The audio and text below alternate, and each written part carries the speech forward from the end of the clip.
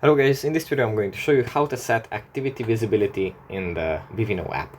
First we have to open up the app, and here it opens up in the home menu. From here we just go into the profile menu, then we tap on settings. Here we scroll down, and under settings we find privacy. We tap on that, and at the top we have my activity is visible too. We tap on this, and here we can select which level of privacy we want to have. It's either anyone can see our activity, authorized can see the activity, or no one, which means that our account is going to be completely private.